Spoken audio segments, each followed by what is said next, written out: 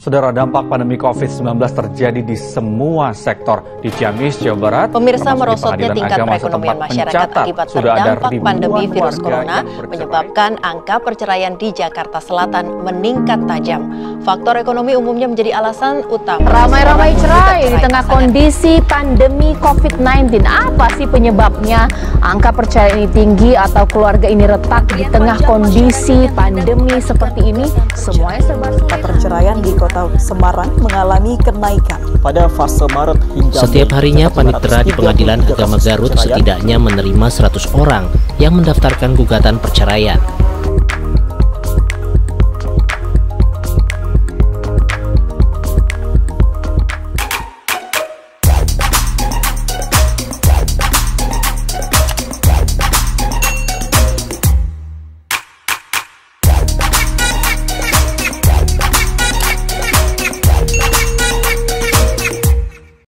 Assalamualaikum warahmatullahi wabarakatuh. Waalaikumsalam warahmatullahi wabarakatuh. Salam berkemajuan dari LPPM Universitas Muhammadiyah Jakarta bersama Profesor and Friends.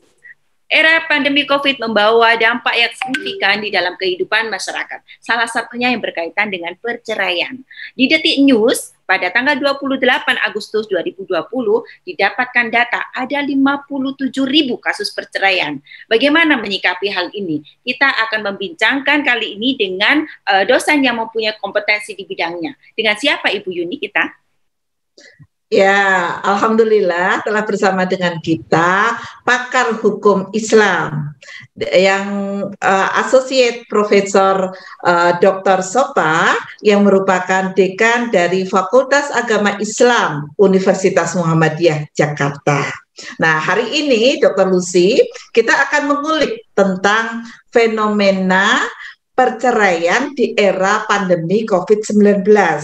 Ya, moga-moga kita semua bisa menyikapi para pemirsa, kita belajar bagaimana cara mengelola keluarga kita untuk menjadi keluarga yang bisa tangguh di dalam menyikapi era COVID-19. Pak Sopa, ini menarik sekali loh fenomena ini. Betul, mungkin Ibu. Bapak bisa menceritakan tentang fenomena yang terjadi saat ini tentang adanya perceraian di era pandemi yang dikaitkan dengan beberapa penelitian yang telah dilakukan. Silakan, Bapak. Baik, terima kasih Bu Yuni. Bahwa perceraian sebenarnya itu adalah masalah sosial, masalah yang biasa. Tetapi yang membuat kita agak terkejut ternyata pada masa pandemi pun ternyata angkanya cenderung untuk naik. Dan kalau kita lihat datanya dari beberapa penelitian yang membuat kita sangat prihatin, ternyata yang mempunyai inisiatif adalah ibu-ibu. Jadi cerai gugat bukan cerai talak. Ini yang bikin membuat saya lebih prihatin lagi. Dan pada masa pandemi secara teori kan mestinya dengan bekerja dari rumah itu hubungan dalam keluarga mestinya kan lebih akrab, lebih intensif sehingga pembinaan keluarga bisa menjadi lebih baik lagi. Malah ternyata justru sebaliknya, salah satu dampaknya adalah angka perceraian itu. Dan ini menjadi perhatian media karena ketika ibu-ibu mendaftarkan perceraian ke pengadilan, yang tadinya bisa masuk di ruangan, itu sampai membludak keluar. Sehingga ini menjadi berita yang cukup menghebohkan di media. Begitu. Walaupun dari pihak Mahkamah Agung itu mengatakan bahwa sebenarnya tidak cukup signifikan, tetapi fenomenanya memang begitu. Jadi menjadi perhatian media itu. Ya. Pak Sofa. Menarik sekali nih Bu Dr. Lucy ya. Apa yang jadi penelitian ternyata yang banyak menuntut cerai itu justru perempuan nih ya. Betul. Para ibu-ibu nih ya. Para ibu-ibu di rumah juga yang menjadi pemirsa podcast Profesor and Friend, barangkali Pak Sofa bisa memberikan juga nih Pak. Apa sih resepnya nih Pak Sopa dari sisi Al-Islam dan Kemuhammadiyahan di dalam meningkatkan ketangguhan daripada para ibu-ibu terutama perempuan di dalam mengelola WFH dengan baik atau bekerja di rumah dengan baik yang lebih menyenangkan nih Prof, yang bisa dikelola untuk keluarga kita. Karena apa? Karena rumah kita kan jadi kantor nih sekarang nih. Betul. Ya, silakan Dr. Sofa. Ya, jadi kembali kepada kita mestinya idealnya sebelum menikah itu menguasai ilmunya dulu, tentang munakahatnya dikuasai terlebih dahulu. Oke lah, karena ini sudah terlanjur, ya sambil kita mempraktekkan kehidupan berkeluarga, ditingkatkan juga kapasitas keilmuannya. Karena tujuan perkawinan di dalam Islam itu kan jelas dalam surat Ar-Rum ayat 21 itu. Bahwa wa min ayatihi an khalaqalakum min anfusikum azwaja litaskunu ilaiha. Dari situlah nanti bahwa pernikahan itu tujuannya adalah untuk membentuk keluarga yang sakinah, sehingga mawaddah warahmah, sehingga dalam undang-undang perkawinan juga dicantumkan seperti itu. Nah, keluarga yang sakinah itu yang seperti apa? Nah, keluarga yang sakinah itu nanti tipe idealnya seperti kehidupan Nabi dengan Khadijah atau Nabi dengan istri-istrinya. Nah, nanti yang paling ideal sekali memang dengan istri pertamanya yaitu Khadijah, yang kira-kira menikah kurang lebih selama hampir lebih dari Nabi usia 25 sampai Nabi usia berapa itu? 55 kalau tidak salah. Baru cerainya tuh cerai mati, bukan cerai hidup. Dan itulah sehidup semati cintanya Nabi. Iya, Pak, menarik untuk membahas masalah perceraian ini. Supaya kita tidak dalam kondisi tersebut, apa yang harus disiapkan dalam keluarga berdasarkan perspektif Islam, baik bagi calon suami maupun calon istri. Ya, yang pertama tadi fikih munakahatnya, ilmunya dikuasai terlebih dahulu. Kalau di Malaysia, di Singapura, itu di sana ada suscaten, kursus calon pengantin. Di Malaysia itu 16 kali pertemuan. Jadi kalau kurang dari 16 kali pertemuan kayak kuliah saja itu, tidak dapat sijil, tidak dapat sertifikat. Kalau tidak dapat sijil, tidak bisa menikah. Kalau di Indonesia gimana Pak Dokter? Oh, kalau di Indonesia baru mau menikah, baru ikut kursus, itu seringkali cuma dipadatkan, yang tadinya berapa hari cuma dipadatkan 1 hari, kadang-kadang setengah hari, dan itu secara maraton, tidak bisa menyimak materinya, jadi sepertinya hanya formalitas. Tapi kalau di Malaysia 16 kali pertemuan. Dan mendaftarnya itu sendiri-sendiri. Jadi banyak mahasiswa-mahasiswa ketika kuliah mereka ikut kursus calon pengantin. Begitu dia masih mahasiswa sudah dapat sijil, sudah dapat sertifikat. Sehingga ketika dia mau menikah itu ditunjukkan sijilnya itu, karena syarat mendaftar untuk menikah pakai sijil. Kayak kalau kita mau mendaftarkan PNS ya, ada kartu kuning gitu. Betul. Dan kalau tanpa itu nggak bisa. Oh gitu nggak ya. bisa. Dua-duanya harus pakai bawa sijilnya. Dan di tiap di sana yang namanya KUA itu pendaftarannya online. Dan sudah ada jadwalnya. Misalnya ini bulan Desember. Berapa kali kursusnya yang sudah penuh hari apa, sehingga kalau mau mendaftar bulan Desember sudah penuh. Jadi kalau kita mau mendaftar bisa di bulan Januari, bisa di bulan Februari, tiap bulan ada terus itu.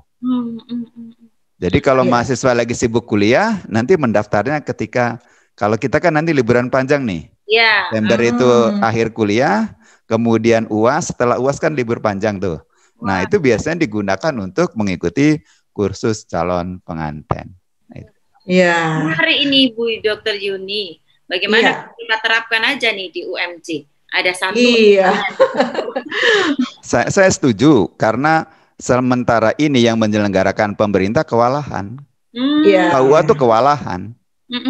Kalau kita bisa mengambil peran, itu kurikulumnya sudah ada dari Dirjen Bimas Islam. Itu kalau kita bisa mengambil peran, itu salah satu bukti pengabdian masyarakat. Tapi sebelum itu bagusnya Bu Yuni kita penelitian dulu. Iya. Jadi Oke. iya. Ya, apa namanya? Ini juga menjadi fenomena nih Mbak Lucy ya, sama Dr. Sopa ya. Justru sekarang ini sedang apa namanya, kayak Masjid Salman ITB itu juga telah menyelenggarakan kursus untuk bagi mereka yang mau menikah nih Pak Sopa ya. Iya. Barangkali nanti menjadi proses pembelajaran juga buat UMJ nih ya ke depan. Insya Allah kita juga bisa menyelenggarakan kursus yang sebagai pengabdian masyarakat bagi yang mau menikah nih Pak Sopa ya, terutama di Fakultas Agama Islam ya. Bu Lucy ya, nanti bisa diinikan apa namanya pakar-pakar daripada kita supaya tadi sudah disampaikan. Saya menggarisbawahi ini Pak Sopa. Jadi kita harus tahu ilmunya dulu. Betul. Sebelum kita melakukannya. Nah, sekarang nih Pak Sopan ya, fenomena yang ada di kita ini sekarang kita sudah terlanjur basah nih ya, jadi sudah menikah nih. Nah, gimana nih Pak Sopa tentang untuk para pemirsa pesan-pesannya di dalam proses untuk menanggulangi fenomena ini? Karena apa? Pandemi ini juga merupakan ujian, merupakan sesuatu yang Allah berikan kepada kita supaya kita juga semakin takwa nih ya Pak Sopa ya. Silakan diberikan resep kepada para pemirsa untuk mengelola rumah tangganya dengan baik apabila kita tadi nggak ikut kursus tadi loh Pak. Silakan. Ya. Terima kasih Bu Yuni. Jadi tidak ada istilah terlambat. Jadi kita nanti melakukan learning by doing. Jadi kita sambil mempraktekkan ya kita sambil belajar. Kita nanti berbenah mana yang kurang kita perbaiki, mana yang salah jangan diteruskan. Mempelajari ilmunya kita semakin wise dalam menghadapi persoalan-persoalan rumah tangga. Misalnya di dalam Islam itu suami istri itu diumpamakan tuh hunna libasul lakum wa antum libasul lahunna. Pasangan kita itu pakaian bagi kita dan kita itu pakaian bagi pasangan kita. Itu sangat mendalam maknanya itu. Jadi harus saling menghargai, saling menutupi, saling menyayangi, saling mengasihi. Jadi kalau sebelum menikah itu kita matanya jelalatan kemana-mana ya setelah menikah ya sudahlah. Kita belajar mencintai, lebih mencintailah pasangan kita. Karena dengan cara seperti itu litaskunu ilaihanya itu akan tercapai. Nah, waja'ala bainakum mawaddata warahmah, itu kalau kata Pak Qures Shihab, yang namanya mawaddah itu adalah yang membuat kita itu rela untuk membela pasangan kita yang kita tidak tahu asal usulnya, baru tahu itu setelah dia besar, setelah dia dewasa, setelah kita ketemu. Kita tidak tahu pertumbuhannya dari awal, kita tidak tahu. Tidak ada hubungan kita telah berjasa, dia telah berjasa, tidak ada. Tapi kita siap untuk membela dia mati-matian. Itu namanya mawaddah. Dan rasanya kalau pasangan kita ada yang menghina, wah, kita sudah langsung tampil untuk membela, melindungi pasangan kita. Itu namanya hunna libasul lakum wa antum libasul lahunna. Dan di dalam Islam nggak boleh nanti saling menjelek-jelekan. Ya. Jadi nanti suami bercerita payah bini gue begini-begini. Payah laki gue begini-begini. Nggak boleh. Itu off the record. Itu anggap aja rahasia berdua lah. Kita TST yang tahu masing-masing kelebihan dan kekurangannya. Memang ketika kita PDKT, mungkin yang dilihat itu kebaikan-kebaikannya, keunggulan-keunggulannya. Begitu menikah, baru tahu itu yang aslinya seperti apa. Nah, harus saling lah. Jadi jangan menuntut pasangannya sempurna sementara kitanya tidak sempurna. Menuntut pasangannya baik sementara kita tidak baik kan tidak adil. Mestinya kita mulai dari diri kita sendiri. Nabi Muhammad memberikan contoh, kalau dikasih masakan sama istri-istrinya, kalau Nabi suka itu dimakan. Kalau tidak suka Nabi diam, tidak dimakan. Kita kan kadang-kadang, ini bapak-bapak kadang, wah, makanannya nggak enak tapi nambah. Bilang nggak enak tapi nambah. Kan mestinya nggak begitulah. Kalau memang ada kurang, misalnya tinggal bilang, mah ini kalau tambah garam dikit aja itu lebih mantap. Gitu loh. Jangan dibilang nggak enak, jangan. Ini tambahin garam dikit aja, itu lebih mantap. Begitu. Pak Dr. Sofa, saya penasaran nih, kalau di dalam penyiapan bagi calon pengantin, baik laki maupun perempuan, pasti materi-materi apa yang diberikan, terutama yang sudah dikeluarkan oleh bimbingan masyarakat itu dari MUI? Ya, jadi nanti ada beberapa aspek. Pertama dari sisi fikih munakahatnya. Jadi konsep perkawinan menurut Islam seperti apa? Hak kewajiban suami istri seperti apa? Kalau ada masalah penyelesaiannya seperti apa? Apakah dibolehkan KDRT? Nah, itu dari sisi Islamnya. Kemudian dari sisi hukum positifnya itu juga harus diberi pembekalan bahwa nanti konsep fikih dengan konsep di dalam hukum itu berbeda. Ketika hukum Islam itu diundangkan namanya taknin, itu sudah mulai berbeda. Kalau di dalam konsep fikihnya, nikah itu kan tidak perlu dicatat. Yang penting ada wali, kemudian ada mempelai laki-laki, mempelai perempuan, ada 2 orang saksi, ada mahar, kemudian ijab kabul, sah nikahnya. Tetapi menurut undang-undang perkawinan tidak begitu. Harus dicatat oleh pegawai pencatat nikah, PPN atau penghulu atau KUA. Jadi pencatatan itu perlu, nanti buktinya. Sebab kalau tidak ada bukti, kan saya kalau mampir ke sebelah bisa aja saya masih bujangan.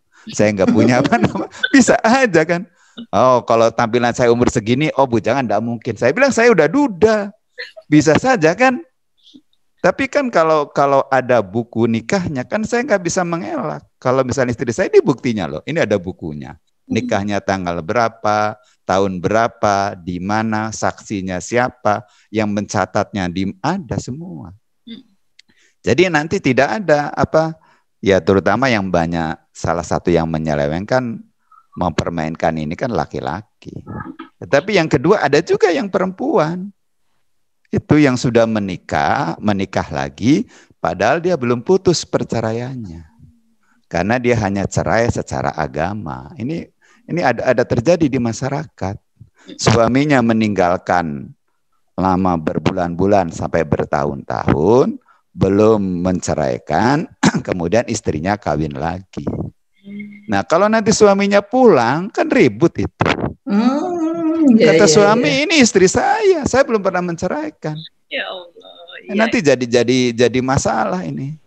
Nanti kata istrinya, kenapa kamu pergi berbulan-bulan tanpa kabar? Ya saya menderita. Walaupun menderita itu perkawinannya belum putus. Karena dalam undang-undang perkawinan itu perceraian itu baru sah kalau dilakukan di depan pengadilan. Nah, jadi nggak bisa kalau belum pengadilan ketok palu ini bercerai, nggak bisa. Tadi di prolog kan saya sudah mengatakan, karena kan ada artis yang lagi ngajukan gugatan cerai. Aura Kasih, Walusi itu. Dokter. Saya ingat begitu karena nanti kalau saya ngajar, itu kadang-kadang ngasih selingan, ngasih contoh tuh yang real.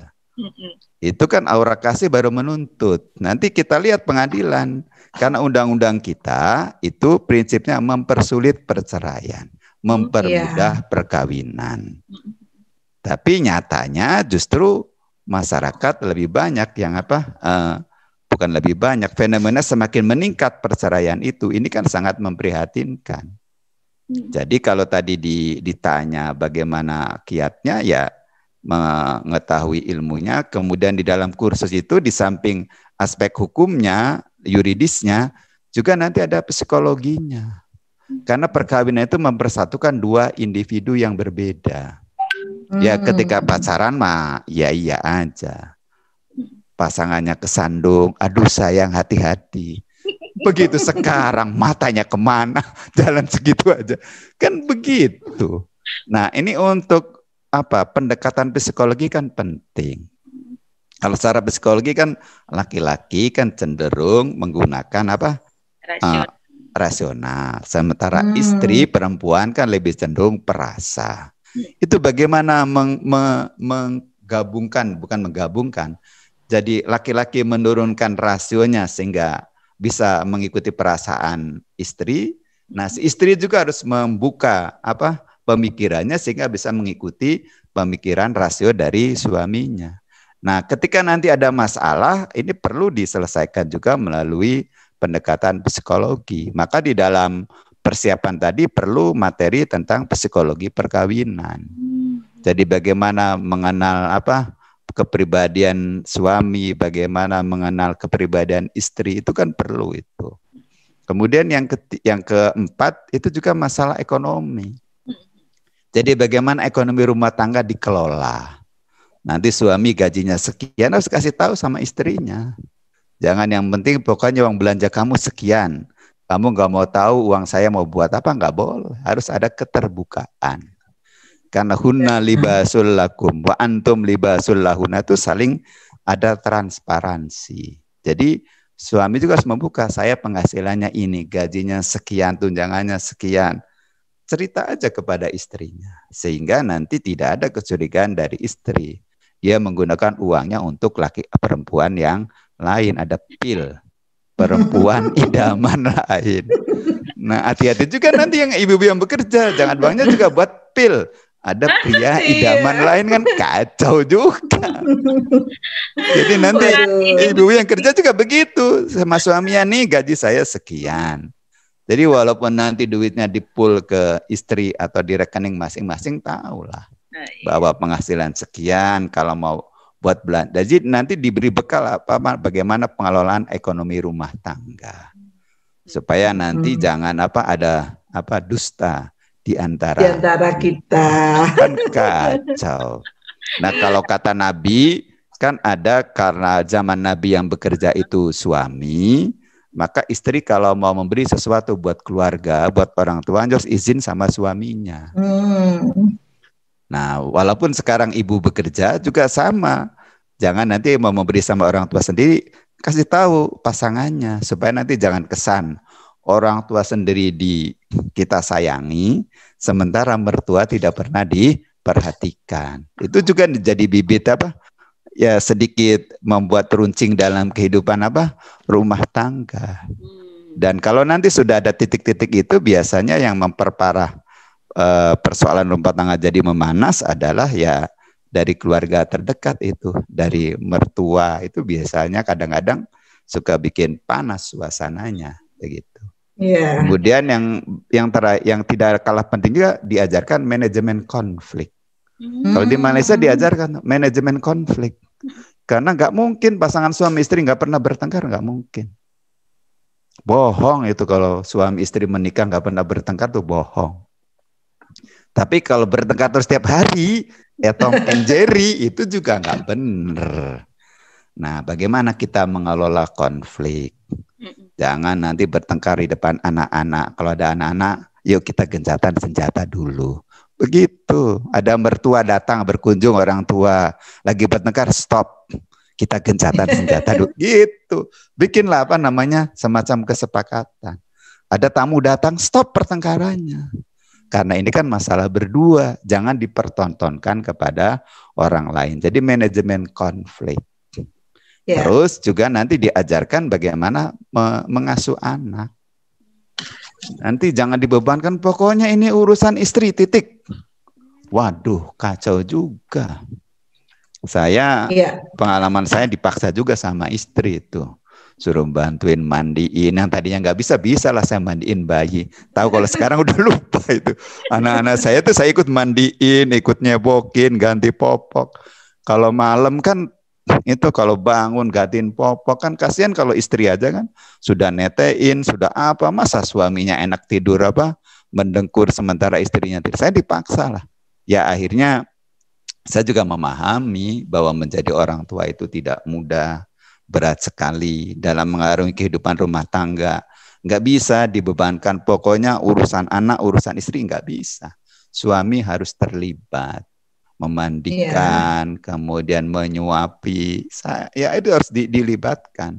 Dan sebenarnya kalau dijalani itulah salah satu kenikmatan berkeluarga itu di situ. Dan tidak boleh nanti pokoknya urusan itu diserahkan istri semua, enggak. Bolehlah nanti yang mengkoordinir, tetapi di situ suami harus ikut dilibatkan, gitu. Ya. Iya, menarik. Iya, Mbak Lucy ya. Ya. Ini kita kalau berbincang dengan Dr. Sopa, kita makin tahu indahnya Islam ya. Betul. Indahnya Islam di dalam proses sampai rumah tangga aja ada ilmunya nih Mbak Lucy ya, tentang apa namanya tadi. Termasuk kita nggak boleh curhat ya. Kenapa? Karena suami kita adalah pakaian buat kita. Terus kemudian istrinya juga pakaian buat suaminya ya Pak Dr. Sopa ya. Iya. Jadi semoga kita semua bisa mengelola masa pandemi ini dengan baik. Dan juga tadi saya satu lagi nih ya tentang ekonomi rumah tangga nih yang tadi cukup menarik buat kita. Kenapa? Karena saat ini kita juga sedang dilanda era pandemi yang dimana PHK banyak sekali nih Dr. Sopa. Kemudian kita juga banyak yang kehilangan pekerjaan dan juga termasuk ini imbasnya juga ke ibu-ibu nih. Nah, bagaimana cara mensikapi daripada ekonomi rumah tangga di dalam era COVID ini, Pak Dr. Sopa? Barangkali pesan untuk pemirsa untuk menguatkan ukhuwah kita. Silakan, Dr. Sopa. Ya, terima kasih Bu Yuni. Jadi prinsipnya itu seperti kata pepatah, jangan sampai besar pasak daripada tiang. Jadi jangan sampai pengeluaran lebih besar daripada pendapatan. Tapi kalau untuk ibu-ibu saya yakinlah hampir 99% ibu-ibu pasti menguasai ini, bagaimana mengelola ekonomi keluarga. Kalau lagi banyak gimana cara pengeluarannya, kalau lagi sedikit gimana cara pengeluarannya. Nah, oleh karena itu, maka tadi prinsip lebih besar pasak daripada tiang itu harus dihindari. Yang kedua harus bisa membedakan mana kebutuhan, mana keinginan. Nah, seringkali nanti jebolnya ekonomi keluarga itu ketika tidak bisa membedakan antara keinginan dan kebutuhan. Jadi kalau memang itu belum jadi kebutuhan ya jangan dipaksakan. Jadi kalau misalnya makannya baru mampu pakai tahu tempe ya jangan dipaksakan makan pakai telur pakai daging. Karena kalau pakai telur pakai daging harus ngutang. Jadi nanti harus seperti itu. Kalau di dalam Islam itu kan prinsipnya kita itu diminta untuk hidup sederhana. Nabi Muhammad itu kalau bangun habis sholat subuh pulang dari masjid, itu pulang ke rumah tanya Aisyah, ada makanan enggak? Kalau ada, Nabi sarapan. Kalau tidak ada, Nabi puasa. Jadi tidak ngomel-ngomel sama istri, payah nih, pagi-pagi enggak nyiapin. Enggak, Nabi begitu. Itulah nanti di dalam Islam ada hukum kalau puasa sunnah itu boleh spontanitas tanpa diniatkan di malam harinya. Jadi Nabi begitu, kalau ada makanan pagi makan. Tapi kalau tidak ada, Nabi berpuasa. Dan Nabi mencontohkan belajar untuk hidup sederhana itu sampai kalau perutnya keroncongan, tidak ada makanan di rumah, itu perutnya itu diganjel, ditindih pakai batu, kemudian diikat supaya nanti tidak kruyuk-kruyuk bunyi. Itu Nabi Muhammad. Dan di dalam Islam kita diperintahkan tidak boleh israf, wa kulu washrabu wala tusrifu. Makan dan minumlah tetapi tidak boleh israf, berlebih-lebihan. Nah, mudah-mudahan dengan mengikuti pola hidup sederhana seperti yang dicontohkan oleh Nabi, itu juga bisa menjadi cerminan kita. Sehingga walaupun ini masanya sulit, kita juga bisa nanti menyesuaikan diri. Sementara nanti bagi yang berada, kebutuhan ekonominya masih bagus, jangan mempertontonkan di depan tetangga. Ya, jangan secara vulgar, misalnya habis shopping di mall. Kalau kita bisa begitu, sembunyi-sembunyilah. Jangan di tengah-tengah tetangga yang sedang kesulitan, kita begitu. Saya ada pengalaman itu. Ketika anak saya yang pertama masih kecil, adik ipar saya itu kerja di Hilton. Tiap tahun tuh dapat voucher untuk jalan-jalan ke Dufan. Nah, lalu saya diajak dengan anak saya. Nah, ketika sampai di Ancol itu naik bus dari sini, dari dari Jakarta, dari kantornya itu dekat dekat Senayan itu. Kemudian sepatu anak saya itu ketinggalan di mobil. Padahal saya udah turun jauh dari bus itu, parkirnya kan jauh. Akhirnya kan tidak mungkin anak saya itu suruh jalan pakai nyeker. Akhirnya saya beli sendal di Dufan itu. Begitu pas pulang lagi, cari bus yang tadi nggak ketemu. Kan busnya banyak itu. Dulu masih jaya-jayanya Hilton itu karyawannya bukan hanya ratusan, ribuan, itu banyak banget itu. Nah, begitu pulang, kan sampai sore pulang. Esoknya itu anak saya pakai sendal itu. Langsung temennya itu langsung minta dibeliin sendal yang sama dengan sendal anak saya. Ya ibunya kan kelabakan. Cari di Ciputat enggak ada, sudah kelabakan di pasar. Alhamdulillah ketemunya di Pasar Parung dekat rumah. Ada sendal yang sama. Ini kan yang saya maksud, bagi yang rezekinya lagi bagus, masih bagus rezekinya, jangan dipertontonkan kita ya mengkonsumsi yang mewah-mewah itu, jangan dipertontonkan. Cukuplah. Kalau memang belanja di mall ya jangan dipertontonkan di depan tetangga kita yang sedang kesusahan. Kalau bisa jangan ketahuan lah, supaya nanti jangan kita makan enak sementara tetangga kita boro-boro makan gitu. Kadang-kadang sehari makan, sehari tidak. Jadi jangan dipertontonkan itu, karena saya merasakan betul. Padahal saya tidak ada maksud itu, tetapi yang namanya anak-anak kan langsung itu. Begitu dapat sendal baru ya main ya ditunjukin sama temannya. Nah, temannya nggak mau tahu. Pokoknya harus beli sekarang juga. Itu kebetulan iya, orang tuanya ada. Coba kalau orang tua nggak ada duitnya gimana itu? Yeah. Itu kan kasihan banget gitu. Pak Dr. Sofa, ada satu sekaligus nanti sebagai closing statement dari Bapak. Bagaimana nih cara keluarga untuk memanajemen konflik-konflik yang ada di internal maupun eksternal keluarga supaya tidak terjadi perceraian? Kan tadi datanya saat COVID ini naik nih, apalagi yang mengajukan itu perempuan. Nah, bagaimana cara mencegahnya? Ya, kembali kepada ilmunya, perceraian itu adalah pintu darurat. Islam baru membolehkan perceraian itu kalau kehidupan rumah tangga itu tidak bisa diselamatkan. Jadi kata Nabi, abghadul halal ilallahi at-tolak, bahwa perbuatan yang halal tapi dibenci oleh Allah adalah talak atau perceraian. Kalau dalam Islam, kalau ada konflik antara suami istri, itu pertama kalau nggak bisa diselesaikan oleh dua pasangan itu, pertama adalah dengan hakam, ada arbiternya, ada juru damainya. Panggil dari keluarga istri, dari keluarga suami untuk berdamai. Baru kalau tidak bisa, barulah nanti diajukan ke pengadilan atau kepada hakim. Janganlah nanti masalah keluarga itu diselesaikan dengan tindak kekerasan. Karena tadi, karena pasangan itu tadi hunna libasul lakum wa antum libasul lahunna. Dan perintahnya dari Al-Quran wa ashiruhunna bil ma'ruf. Pergauli istri-istrimu dengan ma'ruf, dengan baik. Jadi bukan nanti terjadi KDRT, itu jelas tidak dibenarkan oleh ajaran Islam. Jadi istri itu bukan untuk dipukul, untuk apa. Kalaupun ada ayat yang membolehkan memukul, itu ulama menafsirkannya memukul yang tidak menyakiti. Dan ada yang menafsirkan, yang tidak menyakiti.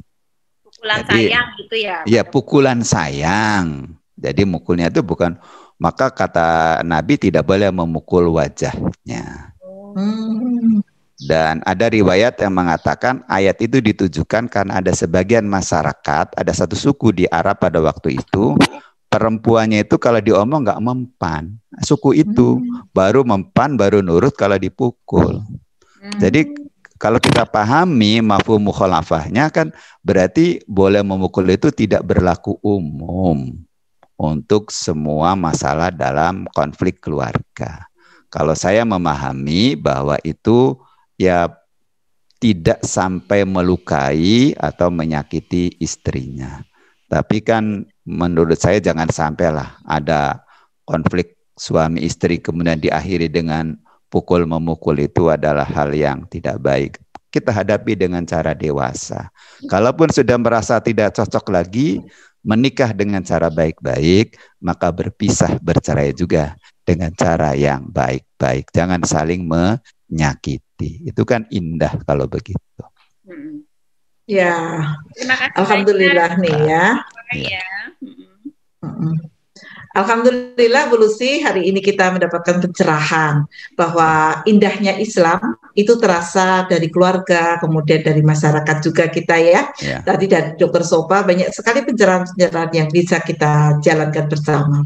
Silakan Dr. Lucy untuk menutupnya. Terima kasih Pak Dr. Sofa atas waktunya yang telah sharing ke kita di podcast Professor and Friends LPPM UMJ kali ini. Menarik untuk didiskusikan lebih lanjut ini dan diadakan penelitian untuk kajian tentang maraknya perceraian di era COVID-19 ini.